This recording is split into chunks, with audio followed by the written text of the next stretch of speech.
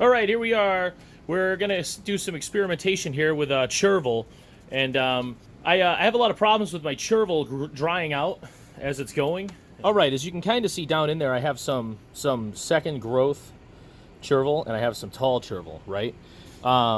This happens to me a lot with Chervil, and what I've noticed is it's such a hard, weird seed that let me go over and I'll show you the seed. So Chervil is a really weird seed. It's real hard. It almost looks like pine needles, and it's a very, very hard shelled, strange seed. Doesn't really hold water, doesn't absorb water like a lot of other seeds do. So I've already misted this, as you can see, and it pretty much looks the same as the other stuff does. So I'm kind of in a bit of a conundrum here. I do grow it. I do pretty well with it. I've got some mature Chervil. I can't talk today. Some mature Chervil over here, and a little grow issue right there. And obviously, it comes up just fine. You know, when I grow it, you know, I get a nice blanket of Chervil, and they yield pretty well, about 4 ounces to a flat when they're right. That one needs some water. That one's been drying out on me. So this is how I generally do it. I just surface plant like I do with most everything, and I mist it, and then I cover it with a humidity dome, black with the holes, just like these. All right, just a standard depth, standard weight dome, and I just mist it daily. And this is one of the ones I can't skip because it's hard to do with one hand. This is one of the ones I can't skip because you know, it'll dry out and it just won't grow right, which maybe is what happened to that other stuff I just showed you, because it's a little worse than usual. But anyway, so this time I decided to go do the thing that I hate to do, which is a small soil layer. Very, very, very thin soil layer, as you can tell. You can still see the perlite. And the reason I used non-mixed soil, because I want to make sure that I'm not covering it too much. So I used straight soil instead of soil with perlite, and you can kind of see how sparsely I covered that. Then what I'm going to do here, just for fun, I'm going to put a big clear dome over one of them. Just see what happens. And then that one will get a black humidity dome, just like that. And the rest will be my control, which is the way I always grow them. And we'll check back in a few days. They usually take a couple days to germinate. As soon as I see germination, I'll check back in, and I'll let you know what the day is. Today's Tuesday, the 25th, so we'll see where it goes. It's actually not the 25th. It's now the 26th at 2 a.m., but that's how we do this on Dowie Farm. All right, we'll see you in a few. All right, here we are with our Chervil experiment. We are 4 days in.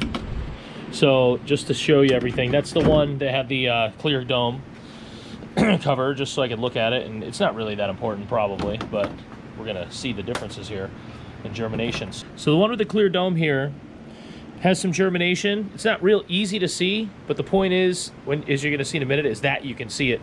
I just definitely have some germination going and some peeking out, and it's kind of green, you know, because obviously that one was under a clear dome, so it's light. This one that was under the dark dome with the soil cover also has roughly the same amount of germination as the one with the clear dome. So my initial thoughts are that doesn't matter if you go clear dome or dark dome. And then if you look at the one that was not soil covered, I've got pretty much no germination. And like my hypothesis was kind of that this stuff dries out way too fast and too often. And I missed it every day, and eventually it does grow, but it just takes me way too long. So I think I haven't concluded here yet, because I'm going to keep this experiment going through going to lights and through the end. But my initial thoughts here after a few days are that is definitely going to work better. Hey everybody, here we are. We're at the end of our Chervil test with our domes and no domes and soil and all that good stuff. And the results are real interesting, I'll tell you that. So I think it's pretty obvious and clear, right? So here is I had to mist it every day. And this did not do well. This did actually worse than usual.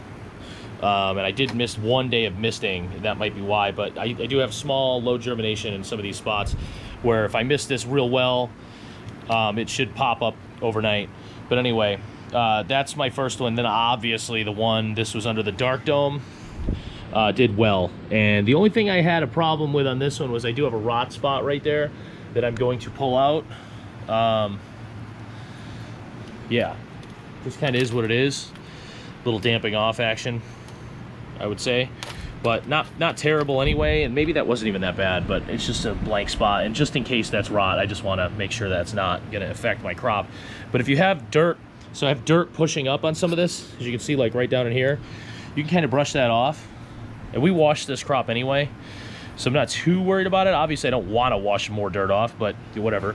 And then my one with the clear dome actually looks really nice. I don't know if it's going to be really any different than that one. At first, I didn't think it mattered, but now I'm looking at it and actually think it might. So let me, here we go. Yeah, I got no rot spots. I've got actually no dirt either. So that's interesting. Now, those domes are $5 a whack, and they take up a whole lot of space, and you're not really able to use them and, you know, maximize your germination space. Like over here, as you can see, my racks aren't really, you know, I've got 2 there that would work for those trays, and I've got the top shelves that I'm kind of using right now, but some of these would not fit that dome. I can obviously adjust these to do that, but I mean, I don't know, I might try it. So, but in that case, I also don't think, like, you could do it like I do my sorrel. Excuse me. You could do it like I do my sorrel, where I have it up under lights the whole time for germination. You know, obviously, that's working out pretty well. But that also takes up a lot of space. So this sorrel is literally under lights for about a month, whereas something that germinates and then goes under lights, you know, you can take at least a week off that time. So I'm not really sure, but anyway, there's your results. It definitely pays to cover your chervil.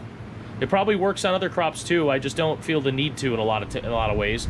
But it definitely cuts down on my maintenance, because this one is the one that has to get sprayed every day, it seems like. And you know, maybe if I miss a day and this is covered, I won't have to worry about this one. But and some of the other ones that usually are just fine, like basil doesn't always need to be misted. Celosia could use it, but because those are weird little hard seeds. But so maybe something like celosia would benefit from that, but I get a lot of damping off with that, so that might really affect that crop negatively. My salad I'm never worried about, because I use the paper towels and stacking. I would think if you're stacking, your soil layer is probably not necessary, because it's not drying out. And yeah, that's what I got, guys. All right, cool. That concludes, woohoo! That concludes that experiment. So obviously it worked. So I'm gonna start planting my chervil with a small layer of soil, so that it will not dry out as fast, and I won't have to miss the crap out of it. It won't be a high maintenance crop anymore, and maybe the yield will be better, because obviously if it's germinating better, the yield's gonna be better. So yeah, good stuff. And I mean, it's not like I have a problem with it right now, but it's just high maintenance. Like here's a crop of chervil doing great, you know, and that was grown the old way. And I have another round of it over here, like this one, that was done normal, and it's doing great. So, you know, and that has a lot of brothers and sisters over there. So anyway, that's what we got. John from Dowie Farm, thanks for watching my experiment. Hope you learned something.